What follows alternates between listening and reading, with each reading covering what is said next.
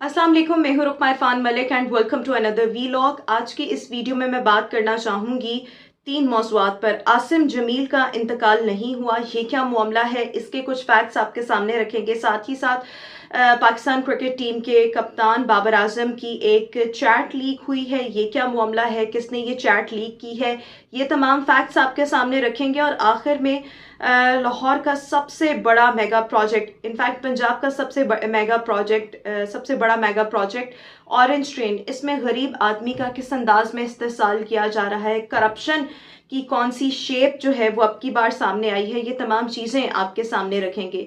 सबसे पहले मैं बात करना चाहूँगी आसिम जमील के इंतकाल पर कि आसिम जमील का इंतकाल नहीं हुआ, ये क्या मामला है। कल मौलाना तारिक जमील साहब के साहबजादे आसिम जमील के इंतकाल की खबरें ऑब्वियसली आई एम श्योर आप सब तक भी पहुंच चुकी हैं। अब तो नमाज जनाजा भी अदा की जा चुकी है, लेकिन एक पिक्चर जो थी वो सोशल मीडिया पर, मेन स्ट्रीम मीडिया पर और कुछ अखबारात पर ये सर्कुलेट कर रही थी। ये जो पिक्चर है एक्चुअली में मौलाना तारिक जमील साहब के साहबजादे की नहीं है, बल्कि उनके एक नाम का बंदा जो कि लाहौर का रिहायशी है, आसिम जमील, और सऊदी अरब में मुकीम है, उनकी पिक्चर है। और ये जो आसिम जमील हैं ये सोशल मीडिया पर काफ़ी ज़्यादा एक्टिव हैं, अपनी सरगर्मियाँ जो हैं मुख्तलिफ वो सोशल मीडिया प्लेटफॉर्म्स इंटरनेट पर शेयर करते रहे। सो आई एम श्योर कि जब मौलाना तारिक जमील साहब के साहबजादे ने ख़ुदकुशी की, उसके बाद ऑब्वियसली डिफरेंट लोगों ने मौलाना तारिक जमील साहब के साहबजादे को सर्च किया होगा, आसिम जमील का नाम लिखकर गूगल पर सर्च किया होगा। सो यही आसिम जमील जो कि लाहौर के रिहायशी हैं, इनका प्रोफाइल, इनकी कुछ पिक्चर्स आई होंगी, लोग वहाँ पर कन्फ्यूज़ हुए और उसके बाद उन्होंने ये पिक्चर्स जो थी वो शेयर की। इनफैक्ट मेरे से भी ये थोड़ी सी मिस्टेक हुई क्योंकि मैंने भी एक अखबार से ये पिक्चर उठाई थी, ई पेपर था, वहाँ से ये पिक्चर उठाई थी। सो मैं भी इस कंफ्यूजन का शिकार हुई। सो ये जो आसिम जमील हैं, इनका इस हवाले से ये कहना था कि मैं कल पाकिस्तान आ रहा था और जब मैं यहाँ पर पहुँचा पाकिस्तान, सो मैंने अपना फ़ोन जब ऑन किया ड्यूरिंग फ़्लाइट, फ़ोन जो था वो ऑफ था। जब मैंने फ़ोन ऑन किया और मैंने देखा कि सोशल मीडिया पर मौलाना तारिक जमील साहब के बेटे की ख़ुदकुशी की ख़बरें चल रही थी, लेकिन मेरे घर वाले इस खबर से बहुत ज़्यादा परेशान हुए क्योंकि पिक्चर साथ मेरी चल रही थी और मेरा मोबाइल फ़ोन भी बंद था और मेरे फ्रेंड्स वगैरह, सोशल सर्कल काफ़ी ज़्यादा परेशान था। फिर मैंने सबको कॉल की और उनको अपडेट किया कि I am alive, I am safe and sound. ये कन्फ्यूजन की वजह से इस तरह से ये जो पिक्चर है ये मुख्तलिफ प्लेटफॉर्म्स पर सर्कुलेट कर रही है, लेकिन मैं सेफ एंड साउंड हूँ। एक ये मामला था। लेकिन मौलाना तारिक जमील साहब के साहबजादे बड़ा ही अंदोहनाक वाक़या पेश आया। उनके हवाले से अपडेट ये है कि फैमिली ने पोस्टमार्टम करवाने से इनकार कर दिया है। अच्छी बात है जब पता है कि क्या मामला पेश आए, क्यों खुदकुशी की गई, और वो एक नफ्सियाती प्रॉब्लम का भी शिकार थे और अब जो उनका मर्ज था वो काफ़ी ज़्यादा शिद्दत इख्तियार कर चुका था। फुटेज भी सामने आ गई। इसमें पोस्टमार्टम बनता नहीं था क्योंकि फिर ऑब्वियसली आप जो डेड पर्सन है उसको अजियत देने वाली, मजीद अजियत देने वाली बात होती है। फैमिली डिसाइडेड और उसके बाद पोस्टमार्टम नहीं करवाया गया। अल्लाह ताला आसिम जमील की मग़फ़िरत फरमाए और उनकी अगली मंजिलें आसान फरमाए। अच्छा जी, अगली खबर की तरफ आएंगे और अगली खबर ये है कि 2 रोज़ पहले पाकिस्तान के साबिक विकेट कीपर राशिद लतीफ़, इन्होंने एक कौमी टीवी पे एक इंटरव्यू दिया जिसमें उनका ये कहना था कि बाबर आजम जो हैं, जो पाकिस्तान क्रिकेट टीम के कप्तान हैं, वो पीसीबी के 3 बड़ों से राब्ता कर रहे हैं, लेकिन उनको मुकम्मल तौर पर नज़रअंदाज किया जा रहा है। दावा ये किया गया कि पीसीबी के चेयरमैन ज़का अशरफ, सीईओ सलमान नसीर और इसके साथ साथ जो डायरेक्टर इंटरनेशनल क्रिकेट हैं उस्मान वाला, इनसे इनको मैसेजेस किए गए लेकिन इनकी जानिब से कोई जवाब नहीं दिया गया। उसके बाद गुज़िश्ता रोज़ ARY के एक प्रोग्राम में पीसीबी के चेयरमैन ज़का अशरफ साहब बजाते खुद बैठे हुए थे और उन्होंने अपने इंटरव्यू के दौरान ये बात कही कि मुझसे कभी भी बाबर आजम ने राब्ता नहीं किया और जब भी कभी कैप्टन ने राब्ता करना होता है वो वाया सीईओ करता है या वाया डायरेक्टर इंटरनेशनल क्रिकेट, उनके ज़रिए ये राब्ता किया जाता है, लेकिन बाबर आजम ने मुझसे कोई कॉन्टैक्ट नहीं किया। और राशिद लतीफ़ की ये खबर बिल्कुल झूठी है, उनके दावे को उन्होंने यकसर तौर पर मुस्तरद किया। लेकिन इसी शो के दौरान हुआ क्या कि स्क्रीनशॉट एक शेयर किया गया ज़का अशरफ साहब की जानिब से, जो कि ARY की टीवी स्क्रीन्स पर भी नशर किया गया, लेकिन बाद में बहुत से क्रिटिसिज्म का सामना है ज़का अशरफ साहब को और साथ ही साथ ARY को कि उनको बाबर आजम ने अगर कोई व्हाट्सएप चैट की थी सो ये शेयर नहीं की जानी चाहिए थी।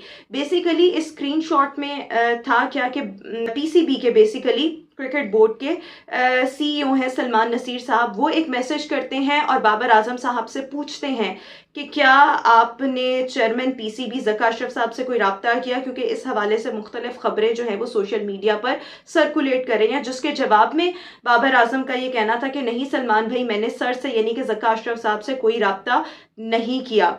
लेकिन जब ये मामला और ये स्क्रीनशॉट जो था ये सोशल मीडिया पर आया, इस प्रोग्राम में नशर किया गया, इस प्रोग्राम में चलाया गया, सो लोगों का ये ख्याल है और ये बिल्कुल ठीक कंसर्न है कि जब किसी की एक प्राइवेट चैट है सो वो लीक नहीं होनी चाहिए, उसको इस तरह से नशर नहीं किया जाना चाहिए था। हाँ, आप नशर तब कर सकते थे अगर आपने बाबर आजम से इजाज़त ली होती, क्योंकि अगर आपने इजाज़त नहीं ली so morally and ethically this is very wrong. So इस हवाले से ज़का अशरफ साहब को तनकीद का सामना है।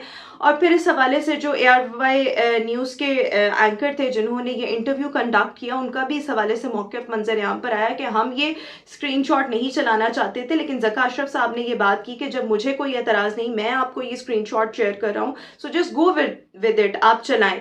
सो इस हवाले से जो प्रोग्राम के एंकर थे उनका ये कहना है कि अगर किसी की दिल आज़ारी हुई है सो मैं माजरत ख्वाह हूँ। दूसरा मामला ये था। अगली खबर की तरफ बढ़ेंगे और आपके साथ मैं शेयर करना चाहूँगी कि किस अंदाज में पंजाब का सबसे बड़ा मेगा प्रोजेक्ट, लाहौर का सबसे बड़ा mega project orange line train में किस अंदाज में गरीब आदमी का इस्तेहसाल किया जा रहा है। 25,000 इन मुलाजमीन को तनख्वाहें दी जाती हैं, हालांकि जो रिसेंट बजट आया उसमें 32,000 रुपया माहाना इनकम होनी चाहिए एक आदमी की, किसी भी इंडिविजुअल की। ये डेली वेजेस वाले मुलाजमीन होते हैं जो दिहाड़ी लेते हैं, या इनकी मंथली इनकम जो है वो कलेक्टिव अगर हम देखें तो वो 32,000 होनी चाहिए। एक तो इनको 32,000 रुपये के की जो आमदनी है वो नहीं दी जा रही, इनकम नहीं दी जा रही। दूसरा ये कि ये 25,000 रुपया दिया जा रहा है, लेकिन इनके ड्यूटी आवर्स जो हैं वो तकरीबन 9 घंटे के करीब बनते हैं, हफ्ते में इनको कोई छुट्टी नहीं दी जाती, जो कि सरासर बुनियादी हुकूक किसी भी जो मुलाजिम के होते हैं उसके मुनाफी है। और फिर सबसे बड़ा सितम ये कि किस अंदाज में इस्तेहसाल किया जा रहा है कि अगर ऑरेंज ट्रेन ऑब्वियसली स्टेशन पर अगर कहीं छोटा सा अगर एक रैपर भी नजर आ गया है सो इस गरीब आदमी की तनख्वाह से 5,000 रुपये की कटौती की जाती है। ये खबर बिल्कुल मुसद्दिका है और मैं जिस चैनल पे काम करती हूँ लाहौर रंग, उस पर एक प्रोग्राम नशर होता है लाहौर पूछता, जिसके एंकर पर्सन है अली हमजा। बेसिकली ये हकाइक वो मंजर आम पर लेकर आए हैं और उन्होंने इस पर पूरा एक प्रोग्राम किया। सो आज मैं अपने शो में भी इस पर बात कर रही थी and literally I was very depressed जब मुझे ये पता लगा कि आजकल गरीब आदमी का बनता क्या है 25,000 में, और उसमें से भी आप कटौती करके तकरीबन 16,000, 17,000 या 18,000 एक मुलाजिम को देते हैं। So this is actually very wrong और इस पर वज़ीर आला पंजाब, निगरान वज़ीर आला पंजाब मोहसिन नकवी साहब को चाहिए कि वो कोई एक्शन लें, बिकॉज जितना भी ऑपरेशंस जो हैं ऑरेंज लाइन के उसको आउटसोर्स किया गया है, और जिनको आउटसोर्स किया गया है उन्होंने आगे ये मुलाजमीन तकरीबन इनकी तादाद 2,000 के करीब है, इनको भर्ती किया है। और ये बैंक से ट्रांसफ़र नहीं होते पैसे, बल्कि इनको लाइन में खड़ा करके और फिर इनको मंथली जो इनकम है वो दी जाती है और 16,000, 17,000, 18,000 दिया जाता है। 25,000 के इनसे साइन करवाए जाते हैं कि आपको 25,000 पे किया, लेकिन असल में जो मामलात हैं वो कुछ और हैं और इसमें ख़वातीन भी शामिल हैं और इस अंदाज में गरीब वर्कर का इस्तेहसाल किया जा रहा है। सो ऑब्वियसली इक़्तिदार के ऐवानों में बैठे हुए लोग, और अभी तो निगरान सेटअप चल रहा है, इनको चाहिए कि इस तरफ काम करें, क्योंकि आजकल वैसे ही महंगाई बहुत ज़्यादा है, गरीब आदमी मर रहा है। सो इस अंदाज में गरीब का इस्तेहसाल इस अंदाज में किया जाना, this is actually very wrong. So ये 3 चीज़ें थी जो मैं आपके साथ आज की इस वीडियो में शेयर करना चाह रही थी। अगली वीडियो में आपसे दोबारा मुलाकात होगी। अल्लाह हाफिज़।